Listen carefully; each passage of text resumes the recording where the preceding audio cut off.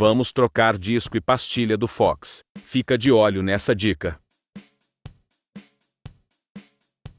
Sempre que trocar esse modelo de pastilha, faça esse travamento para não ficar batendo.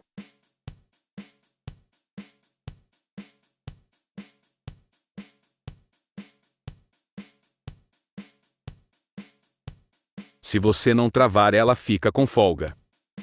Travando fica bem firme, e você não terá problema. Se você gostou dessa dica, já deixa seu like e compartilhe para ajudar nós. O vídeo foi esse, obrigado.